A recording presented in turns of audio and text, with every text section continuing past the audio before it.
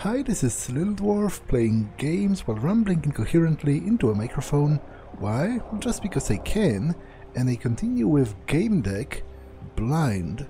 Now I'm looking for Fredo in the Twisted and Perverted game, which is an adult game centered on freaky activities of a sexual nature combined with violence and stuff, as the name pretty succinctly implies. Game rules. An arrow pointed to a file hanging in the air. I touched the file and downloaded the data. Contained the rules of the game. Well, so I guess I do have to check the CodeX to read the rules of the game. Oh, do I have enough points for a profession? Not quite.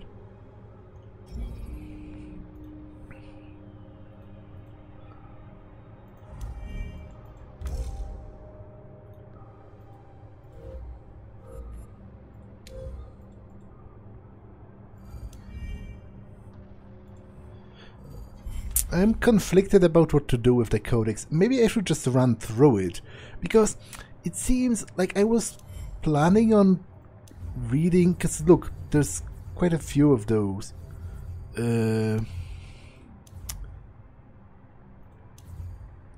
Of those entries. I was planning on doing like a separate episode, but it seems to be mixed. You know, general lore seems to be mixed with specific things that I pick up during the game. So I'm a bit conflicted about that. Because if I only... The worst thing is, I don't think it's even signified which ones did I read, which is supremely bad design. And if I don't read all that I currently have, I won't remember, probably later on, which ones did I read. So, you know what, I will read what I have currently, which will probably take like half the episode. I will denote it clearly in the description, like I'll give a timestamp to when it ends. So let's start with characters. There's an exclamation mark near Timmy, which is interesting. Email from Fredo. My dear friend, I'm writing this slowly because I know you're a slow reader. Good, right? Okay, don't get upset. I know it pisses you off when I don't answer questions, so I'll answer them exactly how you like it, in alphabetical order. I think we'll be safe. It's a game, remember? The old man won't find out. He's too busy being a son of a bitch to check the logs. Besides, he decides to design the system so that it's discreet as fuck. Did I give you the right answer just the way you like it, my dear slow-reading friend? Kissing your ass. Fredo. Fredo, how many times did I tell you to stop pressing me? If you keep on doing it, I'm out. Give me some time to think. To figure everything out. When I do, I'll make my decision, okay? Never under pressure. Timmy's second letter to Fredo. I'm going to tell you that I feel bad. I'm not going to tell you that I feel bad because you forgot to bring me the newest BWI helmet, which was, in case you forgot, Golden Thought. I won't tell you that it's Strike 3. And I won't tell you that I hate it when someone forgets about promising me something, even if he did make the most amazing photo montage out of my favorite Holo movies. I'll never say any of those things. Just like I'll never stop being your friend. Okay, and I found some information about him on the dark web. Timmy Radomski, a school report, aged 15 and 10 months, IQ 145, wow, so he's very intelligent. EQ 179, diagnosed with emotional hyperactivity.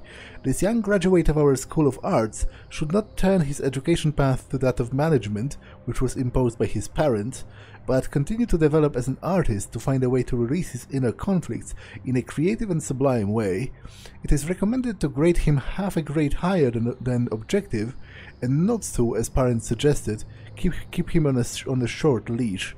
Following our suggestion should produce a mobilizing and motivating effect that will support his unstable self-assessment.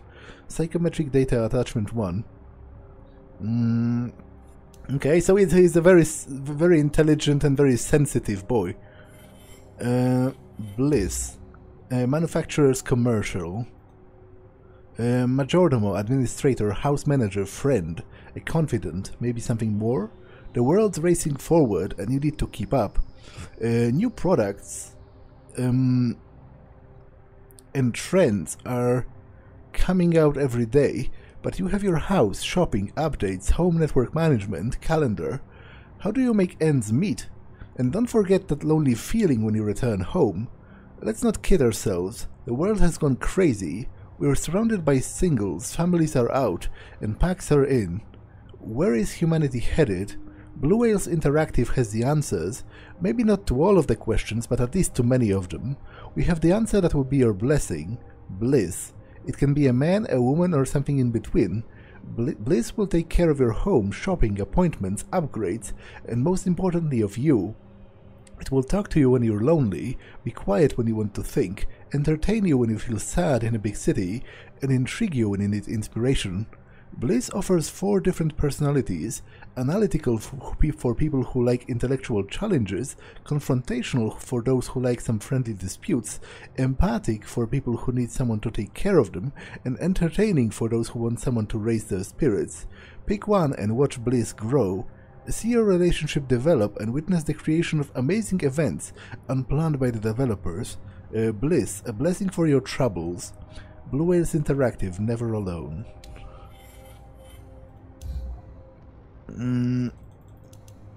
Okay, so I'm missing some information about him. Fredo's helmet number.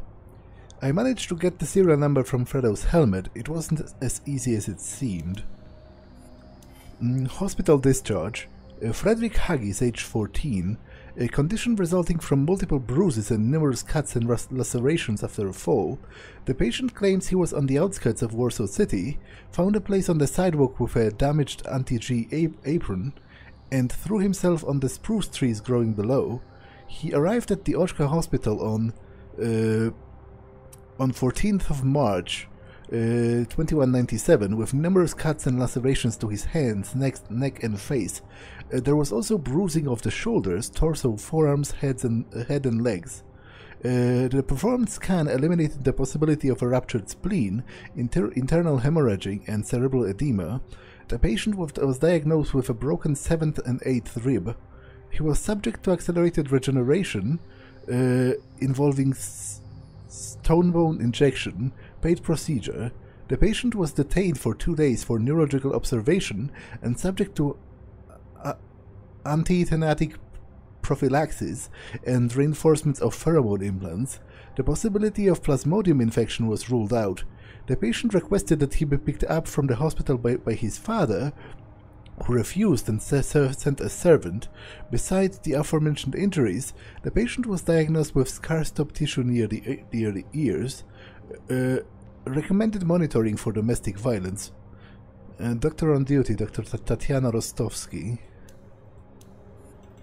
Also missing a piece of information here.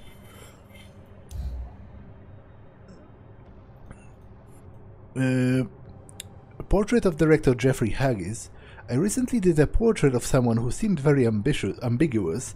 At first glance, he was a careerist who came out of the low city and soared to the ceiling of management in a big corporation. But the more you looked, he seemed torn, somewhat tragic. The fat folds of his face, the small eyes gleaming under his slanted eyebrows, they were dramatic. I felt like I was looking at a fallen angel. Yeah, he was fat and ugly, but he was once beautiful. On the canvas I made him look like a leader from a Far East. He seemed pleased. Are you wondering who it was? As an artist, I don't have to keep it a secret, especially if he already paid me. It was Jeffrey Haggis of the Blue Whales Interactive. Take a good look at him, and you will see someone else. My visions. An interview. Today we have a doubly powerful guest. Not only is he big, but he's big. Was that well said, Mr. Haggis? No, that's horribly cringe. What? It's Director Haggis, and I have my doubts as to whether it was well said. Yes, I do agree on this case. You're the CEO of Blue Whales Interactive, right? Yes, just like you're the owner of this station. Ha ha ha ha ha. I am the director of the AI department, sir. That's good enough. Excellent, Director. Since we know how things are at work, what's going on at home? Are your kids healthy? Is your wife faithful? I'm warning you. One more stupid question and I'm leaving. And yes, my son Frederick is doing well and getting great grades. He's a talented artist. Eleanor is a perfect mother, partner and lady of the house. Can I ask you a question now? Go ahead, Director. Could you ask me a question that's actually interesting? Gossip about the grades. Host Teddy B. Yeah, as much as I dislike Jeffrey Haggis from the first impression, he's 100% right on this. Like, this interviewer was shit. Not only was he painfully cringe in his attempts to make jokes, the questions were kind of pointless. Starlet, Yeti's coming, a commercial. They call me Old Yet. I run Yeti's Coming bar at the very bottom of Warsaw City. The view of the Undercity here is truly amazing. Come and visit if you like the low city vibe. If not, beat it. But know this, you won't find dancers like Trixie or Starlet anywhere but here.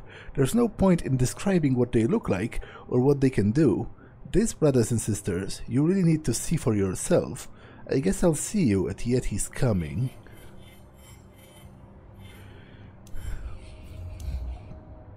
Discreet Lopez, safe shopping commercial.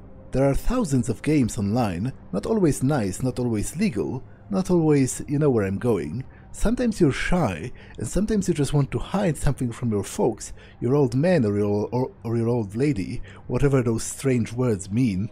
After all, nobody needs to know that you bought an account, a gadget, a skin, a station, a house, an asteroid, a castle, a dragon, or a planet in a game. Don't know how to erase all sign of purchase from your account? Feel like you're in a pickle? No, you're not. Meet Discreet Lopez. Tell me what you want and I'll buy it for you. Discreetly and without a trace. Our correspondence, proof of purchase, everything will disappear, and you will have what you desire. Worried that you might be cheated? Look up my reputation online. Discreet Lopez is fast, reliable, and obviously discreet. NPCs, origin of the world. Or rather word. And again, I commented how this sort of phonetic spelling of the acronym NPC doesn't really work in English, I don't think, because it was created for the Polish version of the book, which is interesting because there are a lot of English terms still in use in the Polish version. And sort of it's acknowledged in the universe that, for example, Twisted and Perverted, it's still called that in the original Polish version of the book, because the sort of lingua franca of the online world and of the world at large.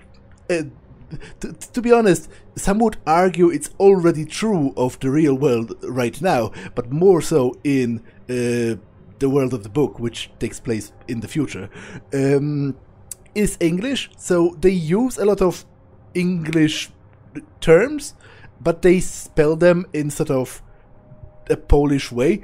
And NPCs is one of those words, which I don't think it works that well in English.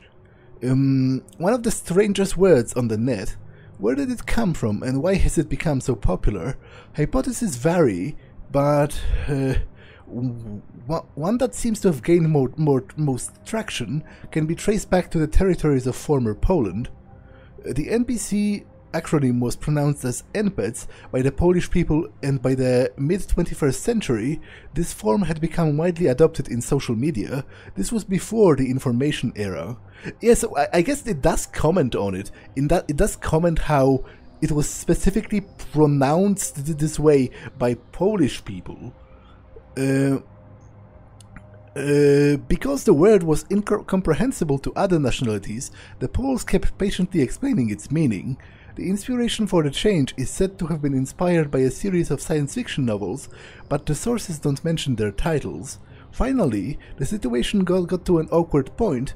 Got to a point where the awkward acronym NPC was abandoned in favor of NPCs, with English speakers pronouncing the word as in peak? What? Why would you? That makes no sense to me. Like, the first part kinda does, maybe, when you're Polish. When you're Polish, the sort of phonetic way of taking the NPC and reading it as NPCs, it works. It's sensible. But why would English speakers go along with it where they had a perfectly good, NPC?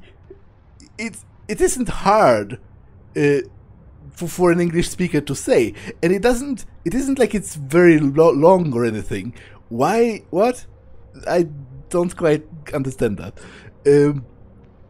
Another hypothesis claims that the name is an amalgam of in peak, and originated from the fact that at the dawn of game history, NPCs, no matter what time of day it was, always remained in peak condition, not getting tired from managing shop counters or working in taverns, ever smiling and ready to answer our questions. This hypothesis seems to be confirmed by the retrospective research, which proves that this period marked the introduction of scripts that made NPCs experience tiredness, irritability, etc.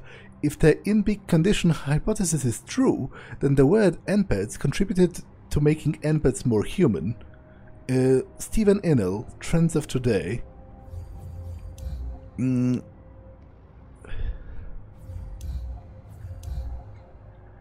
Galahad on Gamedecs. Cal, one more stupid question. Shoot. What do you think about Gamedecs? I think it's a fun but completely unneeded profession. A blown-up nothing, redundant. I disagree. Being a game deck is a sensible profession. But when something bad happens inside a game, it's easier to just pop up the hood, take a look inside, and see what's wrong. Such problems should be handled by programmers, analysis, not a game. And that's where you're wrong, Frank. Just like my mom when she added cocaine to the cake instead of baking powder. She did that? Yeah, in real life too. What a woman. But let's cut to the chase. Games are complicated, right? Oh, and apparently real life was so great that they did, in fact, make real life too. Right. AIs are watching over them, right? Right. The number of Cheetong characters composing them is so great that no one person could ever know the whole program of even the simplest game, right? I'm not sure about this one. Frank, in my brain, there's 100 billion neurons. In yours, there's half of that. And every neuron has 10,000 junctions on average, synapses. And multiply 100 million by 10,000 and you will get 1 in 15 zeros. It's called a quadrillion. So, your helmet controls a quadrillion synapses. Now take a game like Crying Guns, where there are 50,000 players on a single server. 50 times a quadrillion gives you 50 trillion variables per second, and that's just controlling the brains of the people playing the game. When you add the simulation, neural response control, creation of the world, and the whole sensory report, i.e. pictures, sound, smells, flavors, temperatures, you're going to get a factor multiplying all of that by another million, around 50 quadrillion of variables per split second. That's a lot. You're fucking right, that's a lot, Frank. We're talking about a server in the living organism of a game adapting to the situation on the battlefield in a simple sensory world based on battles and clans. Can you imagine the array of this world? No.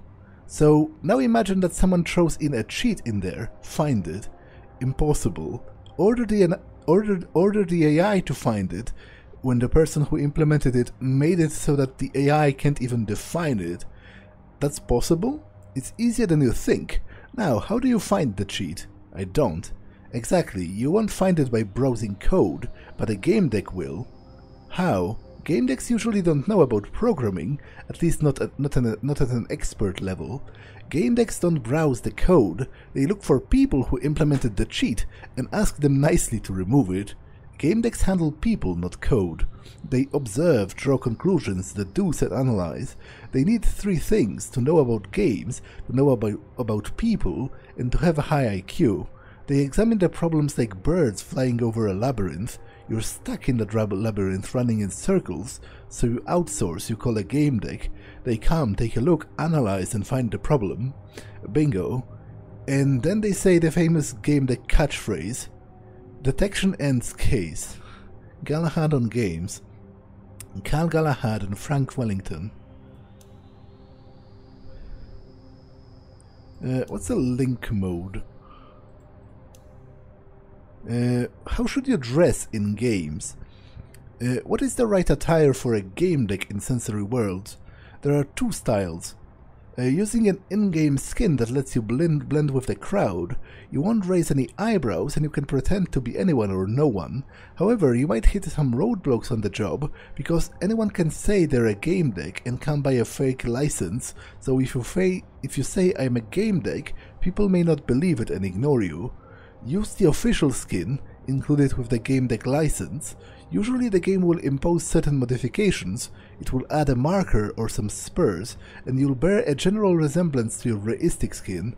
The advantage of this approach is that everyone immediately knows who you are and that you're conducting an investigation, unless you're in a world designed to mimic Realium.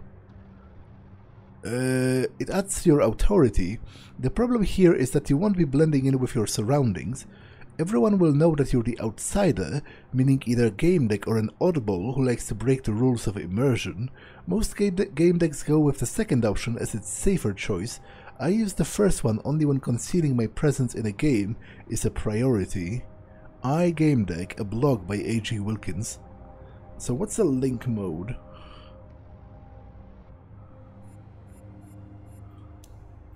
What? I don't understand that.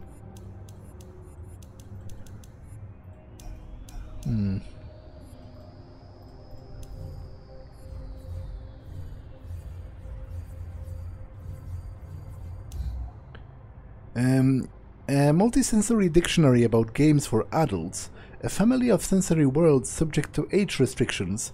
To enter, the player must provide a legal in to confirm age. Some games require the player to not be 18 but 21. They also require to confirm that the gamer takes all responsibility for the potential mental trauma suffered when playing the game. Such games offer worlds exploring sexual deviations and paraphilias, for example, Twisted and Perverted, Cannibals or Necrofun, as well as pleasure from unique tasting sensations, as well as pleasure from unique teasing of the senses or pain induced by the game, Godabads or Pain Love, etc. Illegal worlds with the removed sensory gates, such as Happy Hunting Grounds or Live Forever, are not considered adult games. These games are prohibited, and playing them is subject to a fine. So as it says here, ordinarily, in most games, you don't really feel pain, but there are games that include pain, like real pain. For example, Godabads is a sports game. I forgot, probably there's an entry. I forgot what is it exactly about, to be honest. It might be some extreme form of rugby. But it includes actual, physical pain. You can get overwhelmed by it, and it can it can't cripple you in a physical sense, but it can cripple you emotionally if you experience it for too long, because to your mind it's real. And then there are those games that are literally real, and you can die in them. But as it says here, that's illegal, technically speaking. Paradise Beach. You put on a suit, pop the game pill, Connect the Nutri fluid, get on the coach, put on your helmet, and whether you're in a luxury liner apartment or a crappy mid-city flat, something wonderful happens to you. You're standing on a warm, clean sand, feel the blow of fresh wind on your face, surrounded by cheerful, beautiful young men and women. You want to dance, run, love. You want to live. You're strolling along the seashore, a beautiful girl or guy, your choice, smiles at you and you start talking. You see the aquals in the water, their sails the color of joy and leisure. You can feel your skin tight and firm, made for youthful love. All the faces are kind. This place reminds you of the joy of life, sex, passion. They escape us in our everyday lives. Come to Paradise Beach, make your home in Paradise Beach, have children in the game. Why would you want to do it anywhere else? Commander Tarkin, blog, The Games of My Life. Twisted and Perverted, terms and conditions. If you want to be a quality player, pick a partner, talk to them, invite them for a drink, come visit the theater in this location, and when you're both feeling really good, you know what we mean, try to kill them in some way. This is the way of TNP. Don't spray and pray, and don't kill in the streets. That's not what it's about. Check out the discussion forum on the game's website, and take a look at the top recordings, logins and rumors, and what they write about the section. Our website is connected with the personal my own space pages of individual players, their blogs, and many other exciting and intimate locations. We support our players, and therefore you will find an appropriate support tab on the website as well. Have fun, and remember, your actions are being recorded and may be used to advertise the game. Don't worry. If you're not using a masking skin, you can count on us to hide your face. If you don't want to be recorded, connect your my own space and block the option in the settings. Otherwise, you only have yourself to blame. And one more thing, you can't log out of our game just by raising your hand and sticking out your finger. You won't open the logout window like that, it would be too easy. You can only log out in the so-called refugee areas. In these locations, refugees... no, it's not refugee, it's refuge. Refuges look like subway entrances. And lastly, this time for real, don't try bringing minors here. This really is a game for adults only. If someone too young tries to enter, the gates you go through before leaving the subway won't allow it. Well, but apparently they did for Fredo and Timmy.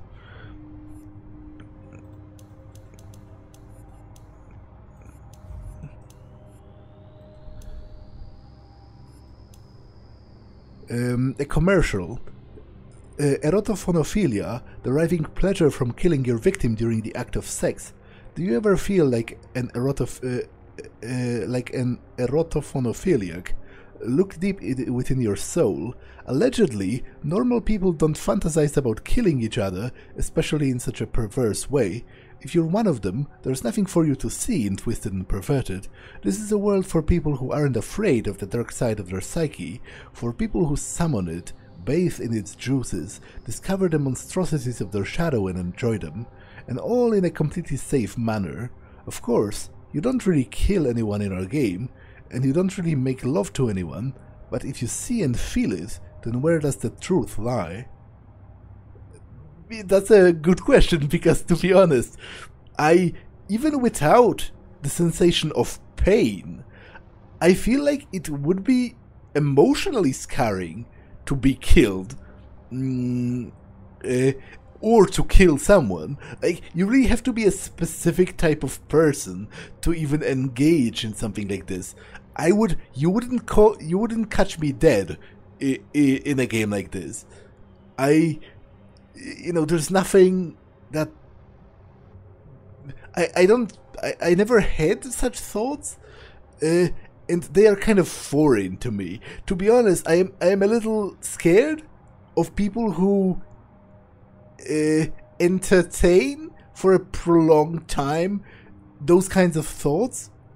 Like, it's kind of iffy to me. But on the other hand, I do recognize the existence of this game is probably ultimately a societal good, because if people, there are people who have those thoughts, and they might even have actual urges of that kind, and this game lets them deal with them in a way that's ultimately, at the very base, non-lethal, and potentially, it minimizes the actual caused pain, and even if there is pain of an emotional kind, the other side consented to that. This game is inhabited by players who want to experience such things, and I think it is ultimately a good thing that it exists, because it lets the people who have those thoughts to act them out in a way that doesn't really hurt people in the real world. Of love and death. To tell you the truth, Krzysiek, there are some games I don't get, like Twisted and Perverted. That's a great game. Seriously, you want to associate sex with killing? Oh, Emily, this seems like it could be exciting. You kidding me, right? It's sick. When I make love to my man, I want to show him affection, and I expect the same in return. It's a promise, it's absolute trust, it's an experience of unification. I can't imagine lining it with deceit, plotting murder, hiding a knife under the pillow or in your stocking. Keep talking like that. You're sick. Do you know what a stab wound looks like? Have you ever seen someone after the life has been drained out of them, sitting there with strangely twisted eyes, deprived of existence, like a wax sculpture? God, I'm so curious, I'm about to go into the game. Without me. Pleasure is pleasure and crime is crime. Gossip and comments. Krzysztof Danielak and Emily Hobson Hill. Yeah, this isn't for me either.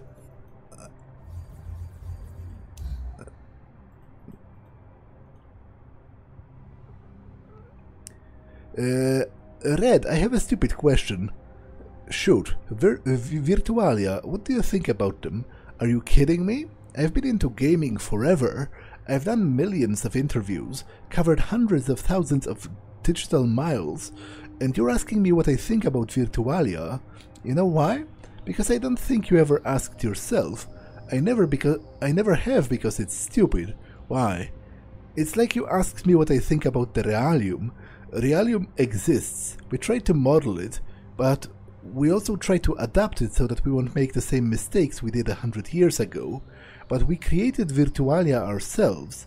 Hundreds of thousands of games, so many that I'll never get the chance to visit them all, millions of ideas, millions of players traveling through uncharted land.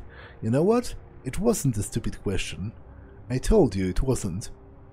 Virtualia is like a universe. The universe holds an enormous number of planets, and even if you lived a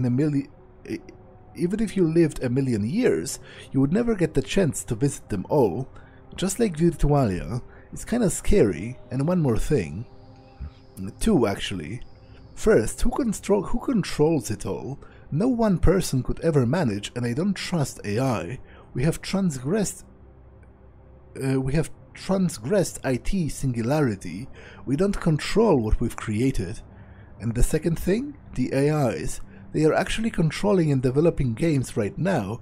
The programmers are only kind of keeping an eye on them. And how can we keep an eye on something that controls something we can't control anymore?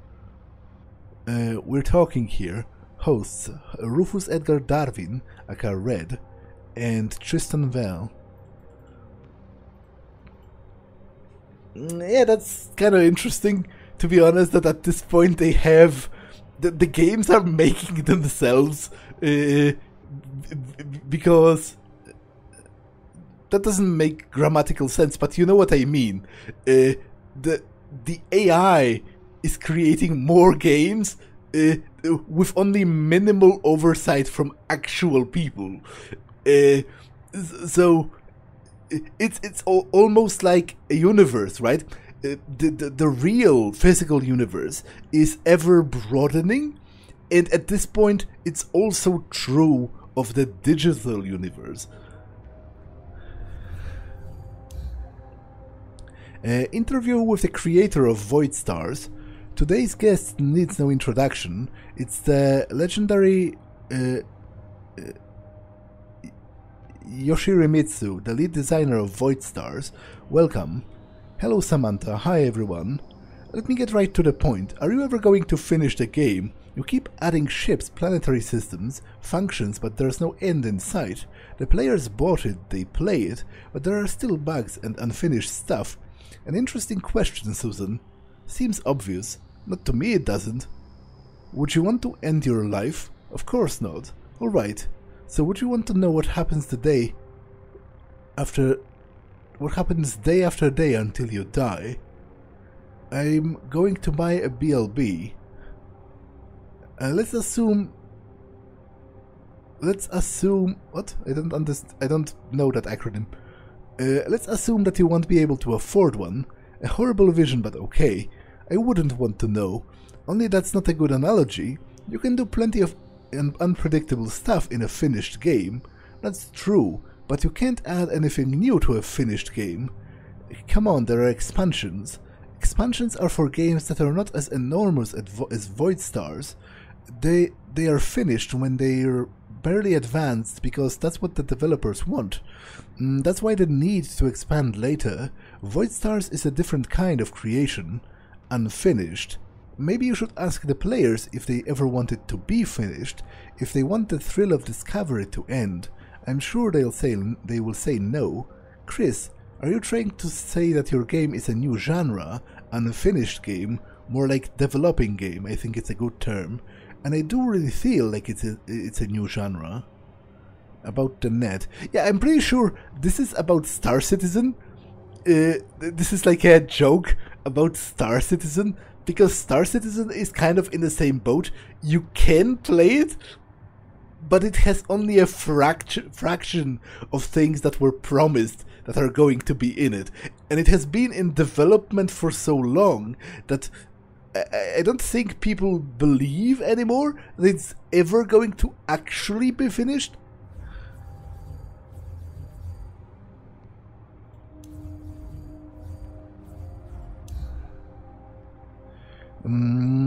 Cal, listen. Can you imagine the damage caused to your home by someone inside a world where he's playing a martial artist? What? What kind of deep thought is that? How does that help me, and why is this red? So many questions, so little answers.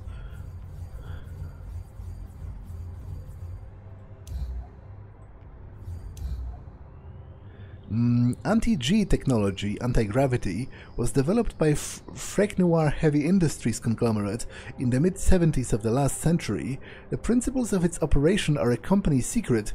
The official description claims that the technology creates a thin layer of the fourth dimension around the hovering vehicle or object. Some skeptics take that explanation with a grain of salt, or all attempts to open anti-gravity generators by unauthorized personnel are immediately reported to the company and end terribly. The devices are installed automatically, and the secret of breaking the graviton hegemony is only known by a handful of specialists hired by Mobilenium. Computer couch suit. Want to be a good player but still maintain good physical and mental health? This article is for you. A player's equipment includes a computer, a couch, a suit, and a helmet. The gaming chemicals include a game pill and Nutrifluid, but that's a story for a different post, as is the helmet. Let's start with the computer. It needs to be fast and reliable, so no cheap components, and definitely not illegal antivirus software. Firewalls and antiviruses are the first and main measures of security for your couch and helmet. Don't spare any expenses. We recommend the Graphite 5.0 and the dependable Tyson 10. It may be expensive, but it's worth every credit. Next, the couch. Many gamers overestimate it. believing that it is the heart of the tech. This is mainly because the couch is big. Most models satisfy the requirements of contemporary gaming, although budget ones may not prevent bed sores from intensive multi-day sessions and may also produce excess or insufficient heat. We do not recommend any low-city contraptions either. Choose a brand-name couch offered by an authorized dealer. We also don't necessarily agree with the ad slogans of the manufacturers, who recommended purchasing all your tech from a single brand. You don't need to do that. All interfaces are standard and support one system, so don't give us that nonsense. The suit is what protects your body from the outside. Suits are complex and much more advanced than the overestimated couches. The suit controls your body temperature and, together with the couch, prevents bed sores, but its most important function is to prevent muscular dystrophy and keep your motor system in relatively good condition. Let's not kid ourselves. No professional gamer will ever turn into an athlete. His osteoarticular system is rigid and fatigable, but it's not deformed. If you buy a budget suit, you'll have no one to blame but yourself. Get ready for stiff back, muscle and joint pain, dystrophy and contractures. You have been warned, or rather warned. Gaming tech taken seriously. Pro Gamer Portal. Devitalization is a process generated by the player's helmet. It is responsible for activating a game pill. It's similar to the natural process of falling asleep generated by the pawns. It entails disconnecting the brain's motor and sensory centers from the rest of the real body. Thanks to this, the player can move the limbs of their character in Virtualia and receive digital sensory stimuli, at the same time is still on the couch and feels no real stimuli. The only muscles that are not devitalized are the oculomotor muscles. Exactly the same exception occurs during sleep. This phenomenon can be observed in the rapid eye movement sleep phase. Diginets. A diginet is an artificial person who was never organic. A diginet psyche resides in a rendan, which is a synthetic brain. Upon its creation, a diginet only has the said synthetic brain, which is kept in a safe that ensures the organ's homeostasis. Currently, the only company with the technology to create a psyche is Blue Whales Interactive, calling the tech Pygmalion. By default, the safe with the rendan is held at the company's location. If a client paying for the creation of the diginet is able to provide an artificial body, a mobrium, for the new life, the diginet's rendan can be installed in the mobrium, and the diginet can then live actively both online and in the Realium. Diginets also have civil rights. Ethical discussion. There are questions on whether a random human being should have the right to simply pay for the procedure of creating another being, especially as a resulting creation can't initially live in Realium. Both BWI lawyers and Pygmalion supporters claim that no one asks copulating parents whether they have a right to create a new human being. Nevertheless, the stability of an adult psyche deprived of childhood and the nature of the technology, which constitutes a trade secret of the BWI, raises certain concerns, and the number of diginet opponents are increasing. Diginets are often confused with zoanets. Contrary to diginets, zoanets were or still are organic people. Trends of today. Yeah, this is actually a relatively interesting point, which I think makes a lot of sense, because at first you're inclined to say that, sure, it is kind of fucked up how you can order a person to be created, and that person is entirely dependent on you at first, because they're a virtual entity that are locked in this synthetic brain, and they can't move around in the real world. But essentially the same is true of literal children. When you birth a child, that child is also entirely dependent on you and also can't take care of itself. So there's exactly the same potential for mistreatment. It's just interesting that they brought that up.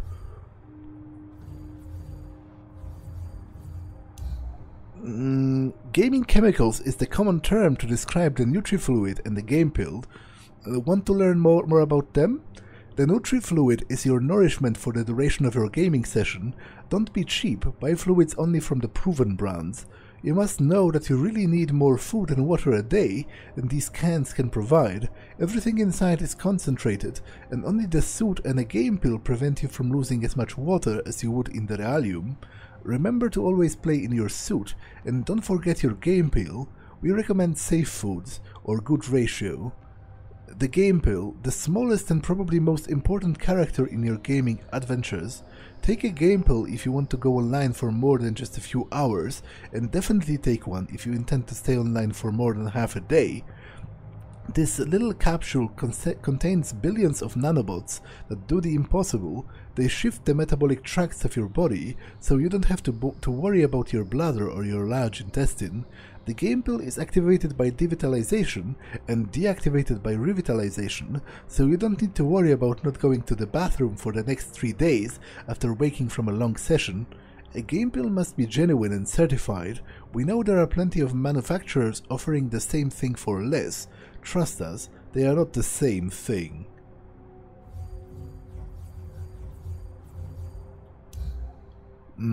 The helmet might not seem like a spectacular piece of tech.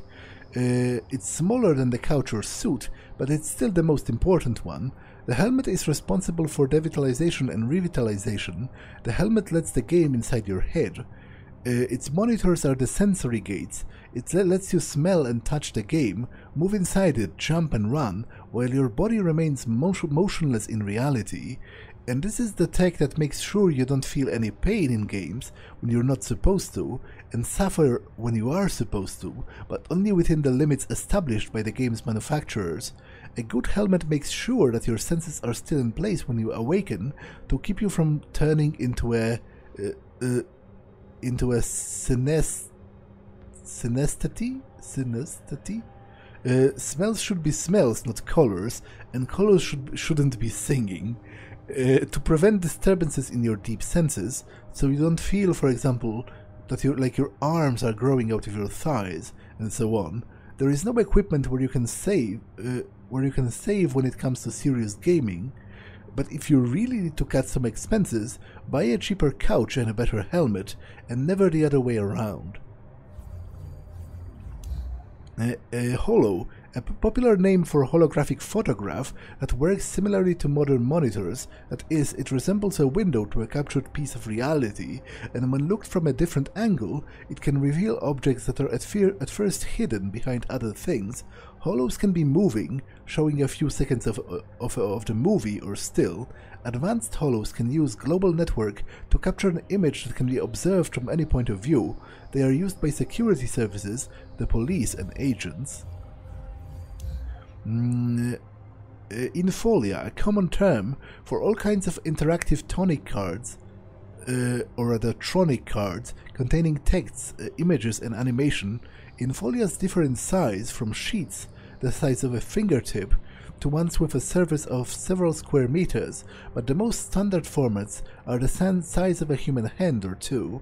Infolias can be transparent, non-transparent, sleek or textured. The common feature of all of them is that you can use them to save information, photos or fragments of holo movies. The Infolia will store the data until its owner changes its content. The memory of Infolias is disconnected from the net by their owners. The memory of Infolias disconnected from the net by their owners, they have such an option, is limited. Infolias are far more durable than paper, used up to the 2070s. Nowadays, it's this material that people use when they want to quickly jot something down and leave that information out of their walktells. New mobile. A flying passenger vehicle. The name is derived from the Greek word pneuma, meaning air or breath, and the Latin word mobilis, meaning mobile. The The first machines and the term were introduced in the 2080s by the Frec Noir Heavy Industries company, whose directors wanted the new vehicle to have the word mobile in its name. The introduction of flying passenger vehicles was possible thanks to anti-G technology, the patent for which is kept secret by Frec Noir Heavy Industries. Sensing. The communicators of the late 22nd century ensure visual, auditory, thermal and olfactory contact. The conglomerate of sensual modalities is called sensory connection or sensing. A computer user connecting to a user of the same device has access to 4 sensory representations but does not have to use them. Users often turn off the olfactory and thermal channels. Owners of newer walktails have access to optical, auditory and limited olfactory channels, just like the Omnic owners. The owners of the newest Temple Obicoins can take advantage of the amazing quality on all channels, as Obicoins send sensations directly to the interpretive areas of the brain. This makes them better than computers. Servobot, a commercial. You have your tea, coffee, alcoholic beverage and soft drinks. You have all that. You most likely have a kitchen mat who doesn't, which knows how to make all kinds of food and drinks, but will a kitchen mat follow you when you need some company, or when you want to contemplate for a moment looking out of the window? Would it be there with you when you're working hard at your computer in the cold? No, a kitchen mat is a static piece of furniture. The servobot is not. The servobot is beautiful. It will go anywhere the kitchen mat can't. Like a loyal dog, it will accompany you when you want to have a drink while looking at your city. Will make you some hot tea when you're working late at night, and will remember your favorite flavor combinations and temperatures, both high and low. The servobot will learn your preferences and you will love it. Even more so when you realize this wonderful piece of decorative furniture comes with a discount for all beverages purchased from the Surfshake. Do you like Tiffany's Earl Grey? We've got it, and for 30% less than the other retailers. Do you like Jack Daniels? Of course you do. Who doesn't? When you purchase from a servobot, you will be able to get it from us 20% less than the other stores, and believe us, no one can make JD like our serve. So what are you waiting for? Our servobot has already chosen you. It wants to be yours. Vlog, Universe of Luxury, sponsored article.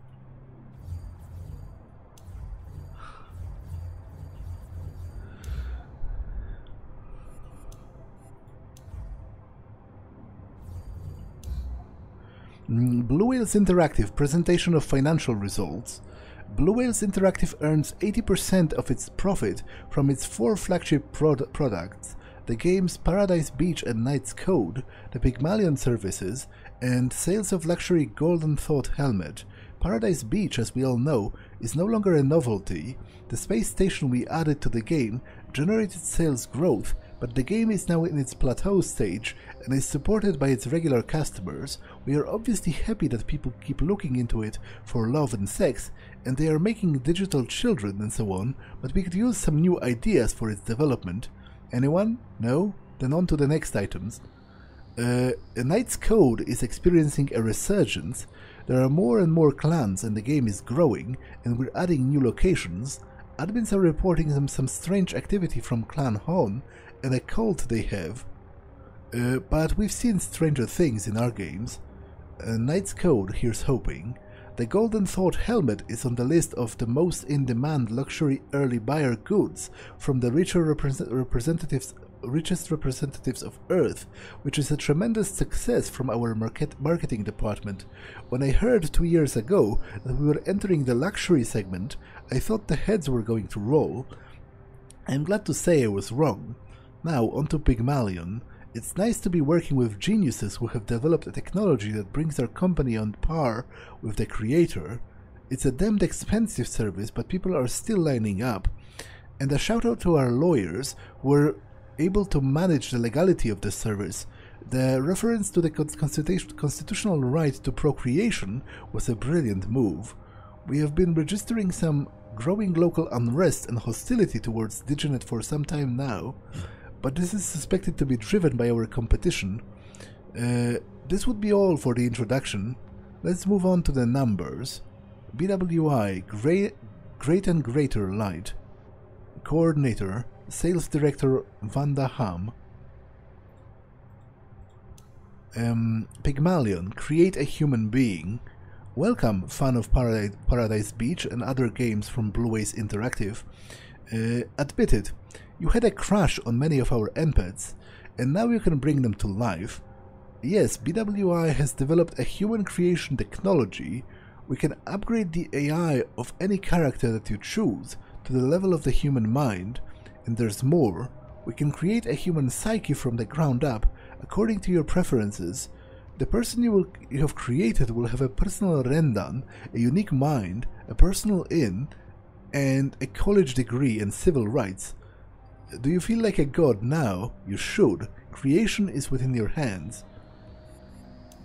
Blue Whales Interactive sponsored content. Our world is ruled by greats.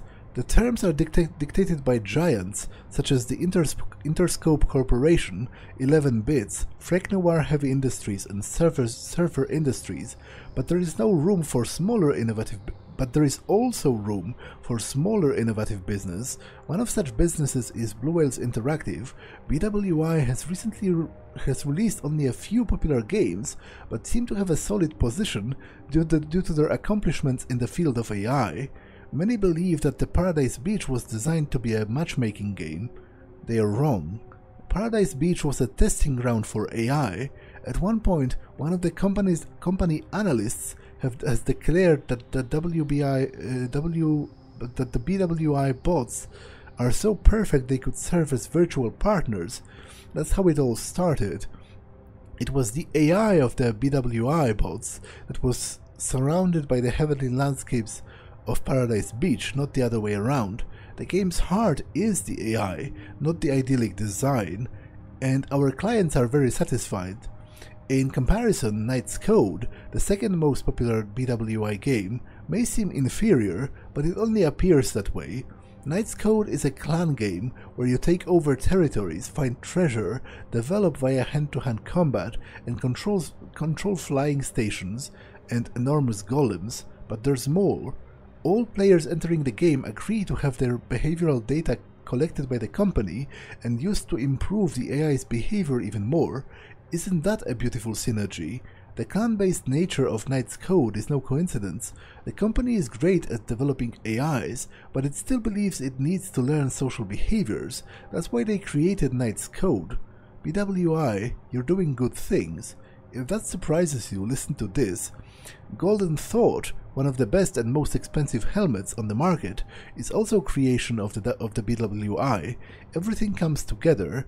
AI champions care for championship minds, because there is no doubt that the richest people in the world have special brains. And last but not least, the jewel in the crown is the Pygmalion technology, which was turned into a service 2 years ago. Human creation sounds grand, doesn't it? What other company has been able to figure out the mysteries of the mind?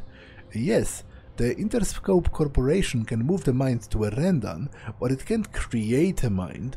It was BWI who reached for the holy grail of science to take its place next to the creator.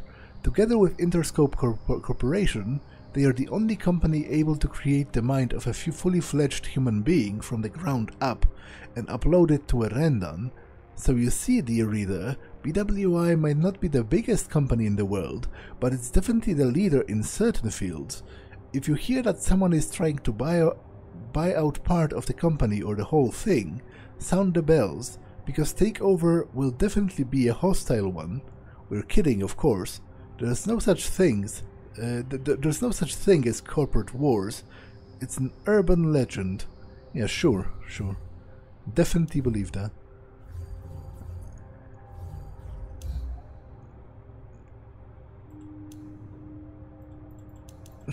Interesting. I only have notes on 2 personality types.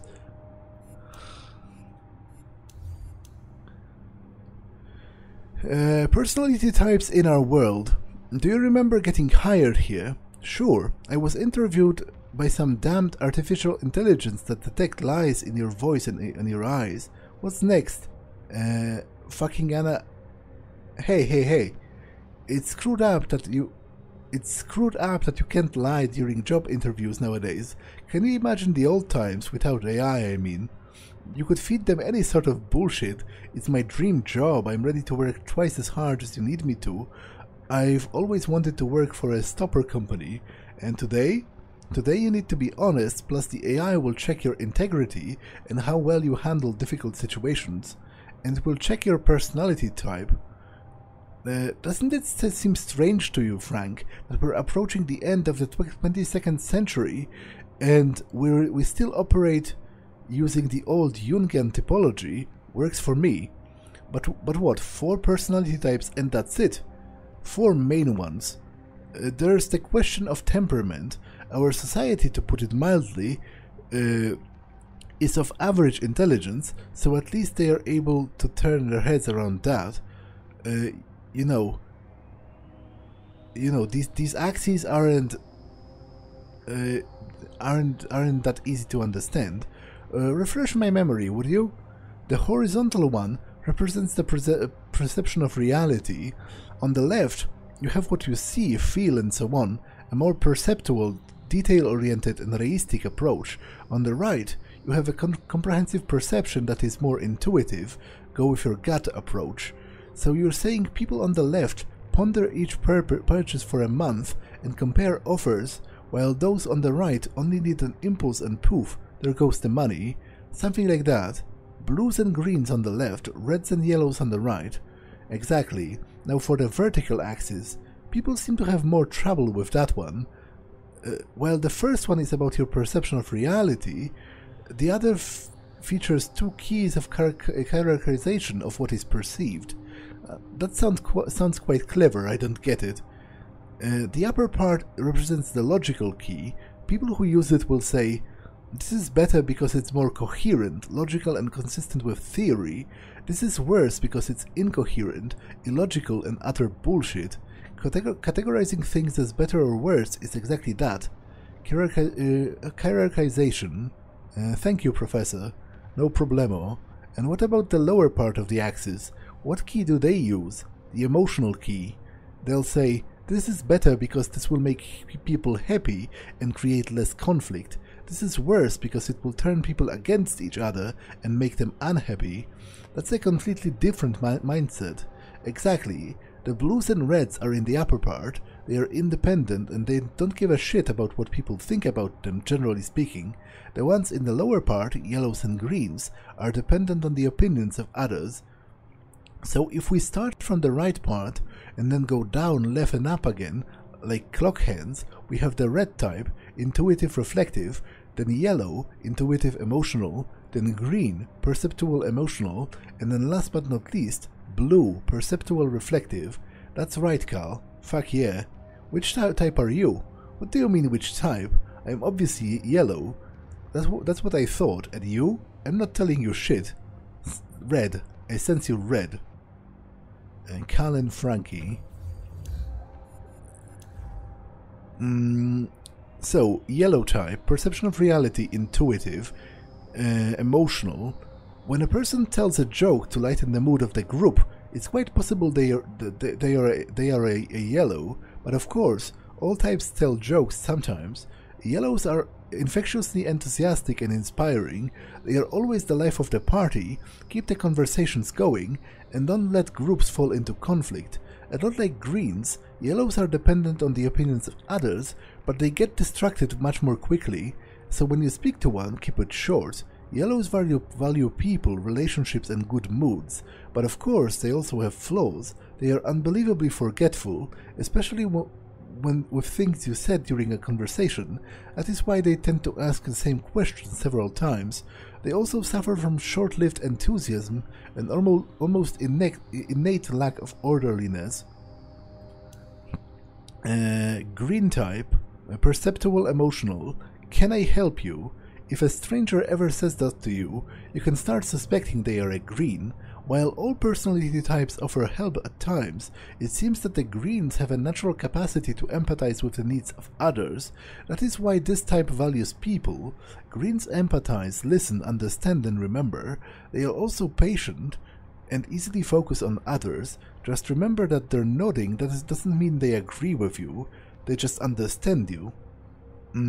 Although it seems that this type doesn't have a dark side, it's not really true.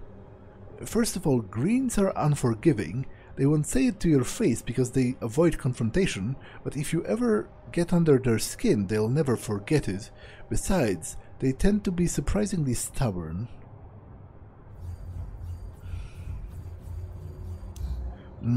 Information Era, a period that began in the 7th decade of the 21st century and continues today.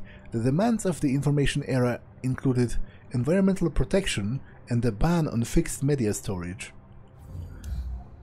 Polis, from the Greek polis, a fortified site, an enormous city. Aside from bioestates, polis are the only human settlements on Earth. They are made up of thousands of high towers, even several kilometers tall, connected with walkways known for their arched design. Construction of them began in the late 2070s. They rose from the ruins of enormous cities. The walkway network is known for its arched-based architecture. Now they are surrounded by a ring of skyliners and hidden behind ABBs. Realium. We all use this word when we refer to reality around us, but not many of us think about where it came from. Professor? Good morning to you, sir, and good morning to the audience. The word Realium was paradoxically enough created by gamers. How so? Aren't they opposed to the concept of the so-called reistic reality? That is why they called it Realium instead of reality, and we have adopted that word from them. But what's the meaning behind the term? According to the hardcore gamer philosophy, it's just another sensory world, just another game. But Professor, I know what you want to say. Realium is not a game. But is that really a case? You work in Holovision, make money, use it to buy food and pay rent. Is that not a sim? Well, basically, if you keep improving, you will be promoted to a higher position and get paid more, correct? Yes, so it is in an RPG. There are a lot of people around us. They are all using the same location, are they not? Of course. So you could say it's a massively multiplayer online game. Indeed. Where's the difference then? Well, it's in the consequences. I can't save my game in Realium. You do that when you go to sleep, but I can't stop playing in Realium. Bingo, that's basically the only difference. There's no logging out from the game. Besides, the vast game offerings include those that are practically identical to our reality, like the Interscope Corporation's Brahma, to name one. So gamers were right to give the Realium moniker to reality. When you look at it from their perspective, yes, and it's such a nice word. Now, actually, that is sort of a real philosophical position that certain people take. That you know, what we think of as reality is in fact a simulation by some super advanced alien species. But I find this train of thought to be pointless, because we have to assume that reality is real, and we have to live our lives as if it is, because once you assume it's not, what's the incentive to do anything? Like, if you would posit that reality doesn't exist, why? What's the point in doing anything ever? It's fun to hypothesize about it, but in the end, I think we have to assume that reality is real, and just do the best we can with it.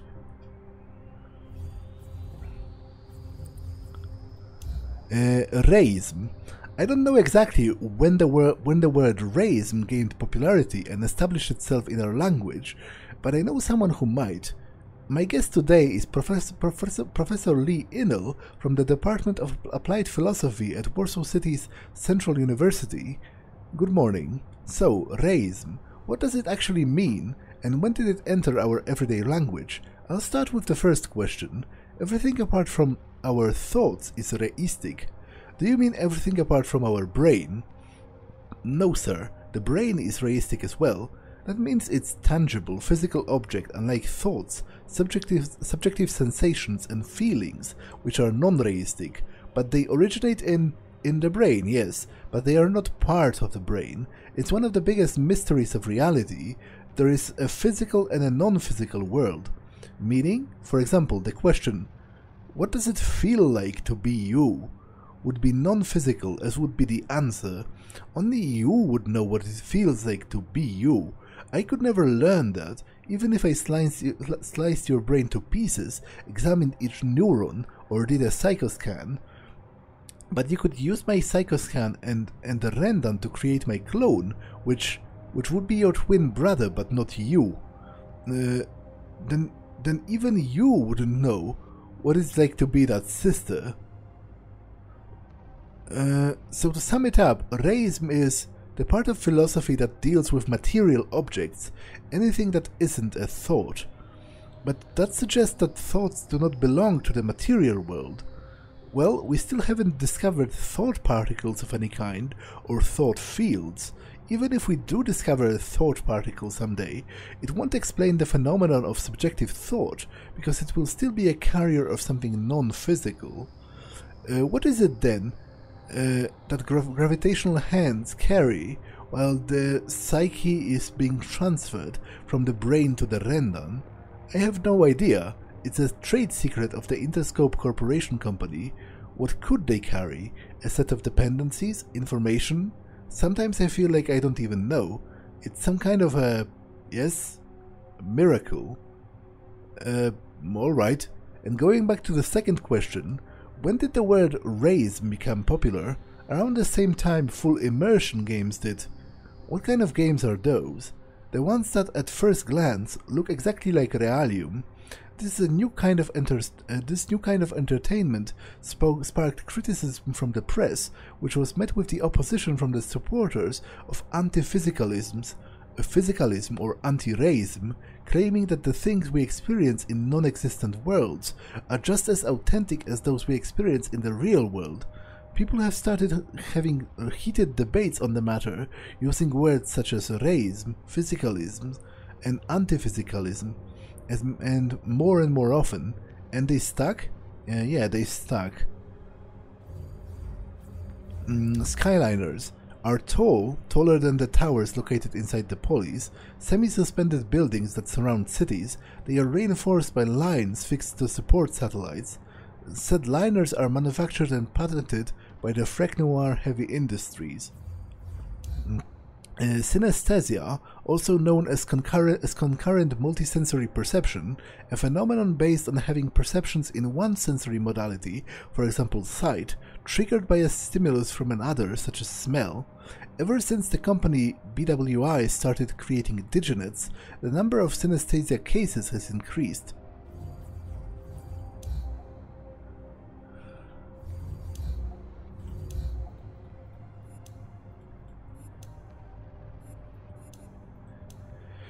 What's your favorite thing in our polis? What's your favorite thing in Warsaw City? The towers. There are towers in every polis. Then the ring of skyliners around the city. The others have that too. Then the ABBs behind. Don't make me laugh, there are no cities without ABBs. The air walkway system, numobiles, they have them everywhere. Alright, the Undercity. The ruins of old Warsaw under Low City. You win. Finally. Just kidding. Every polis on Earth has that too. They are all standing on the ruins of old cities. I asked what you like in Warsaw City specifically, but I specifically like all of that stuff. You're lying. I know what you like, and what's only found here. Well, the milk bars. You like the milk bars. the pierogi temples that hang all over the towers. Oh, that's right. You know me better than I know myself. The milk bars, of course. Pierogi. Well, surely they have pierogi all over the world. They do even nowadays. But I guess they probably they specifically the part they were talking about were the milk bars, which that is kinda like I guess the concept itself is because a milk bar was during the communist era. It was like very cheap and I'm pretty sure partially government subsidized diner, which produced sort of this very simple and sort of home-like quality cuisine. It was less of a restaurant and more of a like kind of visiting your grandma kind of feel. So I'm pretty sure you could create some analogy to things that are in different countries, but it is something, I guess, that is sort of more uniquely Polish, other than those, as opposed to those other things that they mentioned exist in every place in this universe. Low City, as is the unofficial name,